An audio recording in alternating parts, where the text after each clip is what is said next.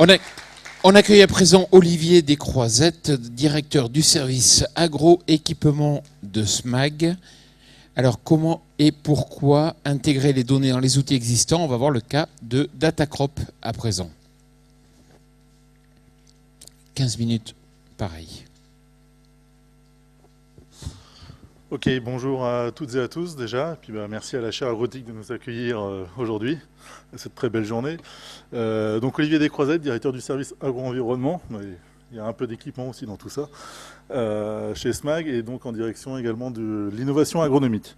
Alors effectivement, donc, durant ces 15 prochaines minutes, je vais vous présenter comment on a intégré donc, les images sentinelles dans les solutions SMAG, et au travers donc, de l'exemple Datacrop, qui est un outil de prédiction de rendement et de qualité du blé tendre hiver à l'échelle de la parcelle, je tiens à le préciser. Alors bon, très rapidement, hein, donc SMAG, aujourd'hui, c'est une filiale du groupe InVivo qui présente donc des outils pour l'ensemble des filières agricoles qui vont donc de la grande culture, de la vigne, en passant par l'élevage et les cultures maraîchères. Et donc on équipe aujourd'hui à peu près 80% des COP et négoces en France de solutions techniques. Alors, pourquoi SMAG s'est intéressé à l'utilisation de ces données sentinelles? Il faut savoir que donc, les logiciels que l'on développe aujourd'hui à destination soit des techniciens, soit des agriculteurs, sont dans un cadre bien précis, à savoir travailler la partie réglementaire et puis ensuite donc, les bilans techniques et économiques ou agronomiques en fin de campagne. Donc on était bien dans une logique a posteriori de fournir des éléments aux exploitants ou aux techniciens. Et donc depuis maintenant de nombreuses années, beaucoup d'entre eux nous disent mais ok, c'est bien a posteriori, mais comment en fait on peut prédire certains événements soit techniques ou climatiques, et donc comment on peut travailler en temps réel, notamment pour mieux piloter l'exploitation agricole. Et l'objectif a été donné par bon nombre d'entre nous, hein, comment on peut améliorer la marge finalement de l'exploitant en fin de campagne à l'hectare, tout simplement. Et donc pour cela, on a travaillé autour de trois axes, trois sujets majeurs, que sont donc comment je vais imbriquer mes solutions aujourd'hui opérationnelles de gestion parcellaire, Atland, Agréo notamment, ou Léa, qui vont me remonter donc de la donnée technique, économique en temps réel, et ensuite comment je vais pouvoir donc mobiliser les informations, soit de données météo, soit des données donc d'imagerie satellite, dans une plateforme que l'on a baptisée donc la plateforme Big Agro Data, dans laquelle en fait on a commencé à structurer, architecturer une plateforme pour recueillir des grandes masses d'informations, des grands volumes de données.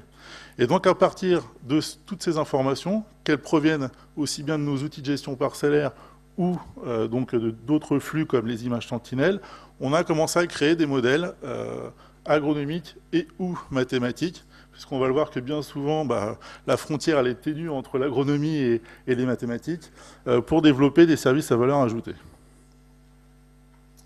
Alors, cette plateforme Big Agro Data, effectivement, on l'a développée pour qu'elle puisse accueillir de forts volumes de données. On l'a vu tout à l'heure au travers d'un intervenant, je ne me souviens plus de la société, je suis désolé. Dès lors que l'on va vouloir stocker de gros volumes d'informations, effectivement, ça va demander des infras assez importantes, des coûts de stockage également associés importants. Et donc, on a développé cette première brique, cette première strate de plateforme Big Agro Data. Ensuite, on a souhaité que cette plateforme elle soit ouverte. Quand je dis ouverte, c'est dans les deux sens, c'est-à-dire qu'on est capable d'accueillir différents flux d'informations dans cette plateforme, mais également de pouvoir diffuser des résultats ou des indicateurs consolidés au travers de cette plateforme. Et enfin, ça c'est important, on travaille avec de nombreux instituts techniques ou de recherche, et on a donc dédié, j'ai appelé ça un bac à sable, mais le terme il est un peu péjoratif, un espace dédicacé, on va dire, aux instituts techniques pour, à partir de cette plateforme Big Data, développer leur propre modèle et rejouer surtout le modèle régulièrement pour s'assurer que on puisse modifier les paramètres d'une campagne à l'autre. Alors, donc si on expose, on va dire, cette plateforme Big Data sur un sujet bien particulier, un des premiers projets qui a été mis en œuvre, c'est le projet donc Datacrop, qui est ce fameux modèle de prévision de rendement sur blé à l'échelle de la parcelle. Alors, pour vous présenter un petit peu l'équipe qui a mis en place ce projet, Donc elle a été structurée en 3 parties, des choses assez classiques, hein, l'équipe IT, l'équipe exploitation et l'équipe agro. Donc c'est un projet qui a débuté en novembre 2016 et qui a été finalisé en juin 2017. Donc ce projet a débuté effectivement par la mise en place de l'architecture, d'où la création de l'équipe IT avec un chef de projet, un développeur et un architecte. Et on a été accompagné également pendant 7 mois pour avoir les bons usages, avoir les bonnes technos à employer pour structurer cette fameuse plateforme Data Lake, Big Data, comme on l'appelle. De la même façon, donc, une fois que cette plateforme était en place, un responsable d'exploitation a été nommé pour suivre le bon fonctionnement de la plateforme, puisque on ne dit pas que ça fonctionne pile poil bien tous les jours, il y a parfois des petits grains de sable. Et puis une équipe agro qui était constituée d'un data scientist, de deux ingénieurs agro et également d'une stagiaire pour faire des relevés terrain, pour s'assurer que tous nos modèles ensuite agronomiques allaient coller par rapport à la réalité des faits. Alors, un schéma un peu barbare, mais je pense que c'est assez important de vous le présenter. Tac. Donc voilà. Donc, il se lie de la gauche vers la droite, où en fait, donc, à gauche, vous avez les données d'entrée parcellaires qui sont constituées par nos logiciels de gestion parcellaire Atland et Agreo. Et donc différents flux de données que l'on a créés avec différents partenaires, donc notamment la plateforme PEPS, et puis également des données météo avec AgriForecast, Weather Measure ou Weather News qui nous ont permis d'avoir de l'acquisition de données météo au quotidien, soit de la prévision, soit de la donnée réelle. Et donc toutes ces données vont arriver dans un flux, un raw data, de façon brute, qui arrivent au quotidien. Et donc, ce sont ces données-là que l'on va enrichir avec, d'une part, nos référentiels de données. Donc, ça va être des bases de référentiels sur des types de sols, notamment. Ça va être des bases de données sur des référentiels économiques, par exemple. Et puis, on va mettre en place des premiers traitements, des premiers nettoyages de l'information. C'est-à-dire que, évidemment, soit le technicien, soit l'exploitant ne saisissent parfois pas pile poil bien la donnée dans nos outils. Il peut y avoir soit une erreur de saisie, soit une faute d'interprétation, tout simplement. Et donc, différents mécanismes de traitement vont permettre de bien cloisonner la bonne population à étudier, notamment pour le cas de Datacrop. Et ensuite, troisième étape, on a le fameux algorithme que l'on a développé qui va donc permettre de calculer dès pieds 1 cm jusqu'à la date récolte un potentiel de rendement et de qualité à la parcelle. Et enfin, dernier point, donc on expose les données ensuite aux différents utilisateurs. Ça peut être des techniciens, des exploitants, des structures qui assurent la collecte également, donc à un niveau plus élevé, ou même des gens au niveau de la pro. Et donc ceux-ci vont venir se connecter et regarder régulièrement l'évolution du potentiel de rendement à la parcelle. Alors de la même façon, j'avais souhaité vous donner quelques indicateurs, on va dire, de métriques techniques. Donc SMAG a fait le choix d'héberger ces données sur un cloud français, c'est important, puisque aujourd'hui les COP et les négoces qui sont nos clients nous ont demandé que les données ne soient pas hébergées actuellement à l'étranger. Donc c'est pour une question de souveraineté de la donnée. Aujourd'hui, on est capable de traiter à peu près 100 gigas d'images en 15 heures. Et donc également, je voulais vous donner comme information, voilà, c'est que nos outils permettent d'aller rechercher une information à la parcelle, quasiment en temps réel. Je dis bien quasiment en temps réel, il y a à peu près un laps de temps de 2 heures. Où donc on va être capable, grâce à cette architecture-là, d'aller consulter, on va dire, une info donnée. Alors de la même façon, l'équipe agro, elle a bossé, elle, d'un point de vue purement algorithme agronomique.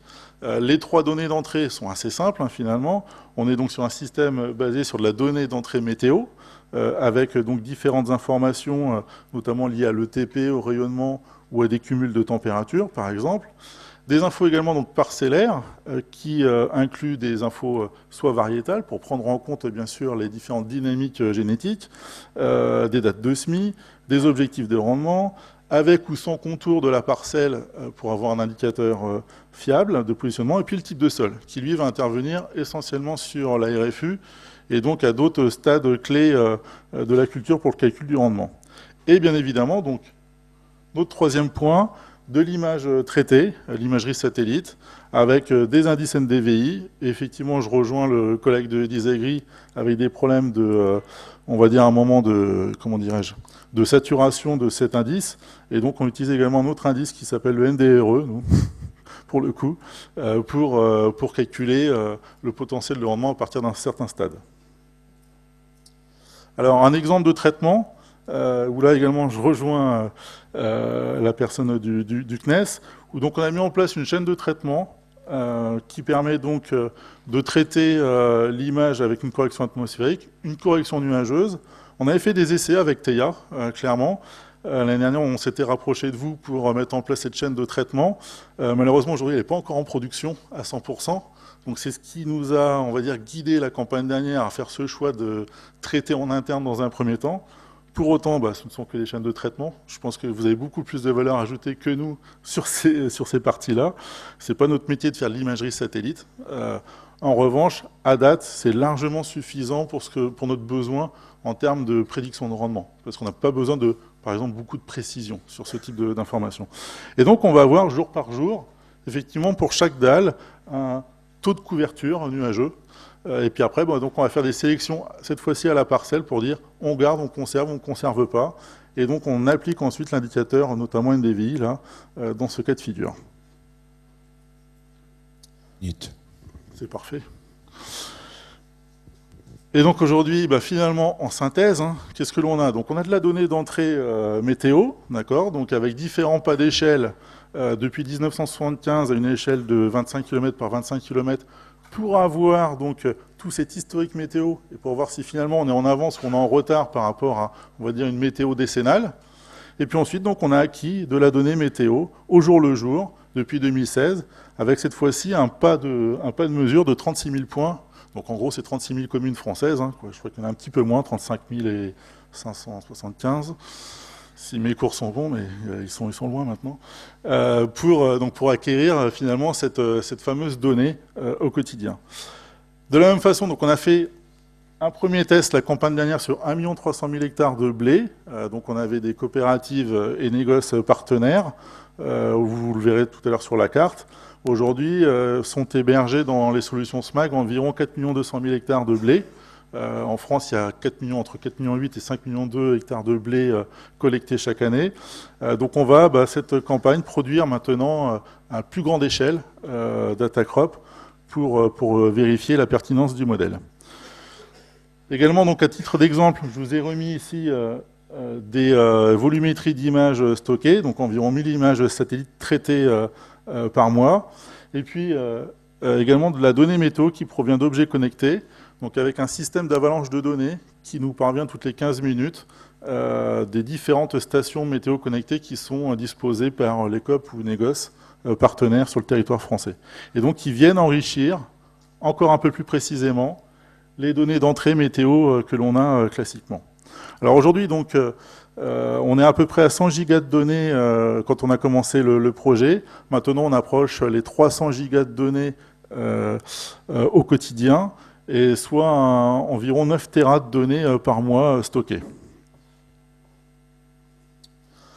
Donc, des résultats qui ont été donnés. Donc, on avait rejoué le modèle de 2002 à 2017. Alors, bien évidemment, de 2002 à 2015, on n'avait pas d'imagerie satellite. Donc le modèle, il a tourné sans cet indicateur végétatif. Et 2016-2017, lui maintenant, il tourne en temps réel sur imagerie satellite. Et donc ici, vous avez une carte de France pour laquelle, donc, en fait, on a aggloméré toutes les valeurs parcellaires obtenues. Et donc l'objectif, c'était de pouvoir proposer un taux de pertinence de prévision de rendement à 95% un mois avant la collecte. Donc, bien évidemment, en première itération, on n'est pas tombé pile poil à 95% sur tous les départements français, malheureusement. Pourquoi? Parce que, ici, en fait, on voit en orange des taux à 75%, parce que parfois, on a des paramètres de type de sol qui sont moins bien gérés, moins bien paramétrés. En revanche, donc, en vert foncé, ici, et puis en vert un peu plus clair, ça veut dire qu'on est à plus de 95% de pertinence du modèle. C'est-à-dire qu'un mois avant récolte, on sait prédire à 95% près le volume de collecte à la parcelle et donc d'orienter finalement les volumes au silo en fonction déjà des tonnages envisagés. Alors typiquement, voilà une représentation pour finir. C'est un dashboard de pilotage à l'échelle d'une structure, d'un organisme stocker, donc une COP ou un négoce, peu importe, où donc là, en fait, ils ont d'abord un dashboard de l'ensemble de leurs parcelles de blé, avec donc le nombre de parcelles, les surfaces, d'accord. Et donc ici, on va retrouver deux indicateurs qui permettent d'avoir une estimation de potentiel de rendement pour un secteur donné. Et donc derrière, on commence à croiser, alors là c'est un peu de machine learning et deep learning, on commence à croiser de l'info météo notamment, ou de pratiques culturelles pour mieux comprendre quels sont les facteurs qui vont faire varier les rendements à l'échelle de la parcelle. Et j'en ai terminé, merci de votre attention. Merci bien.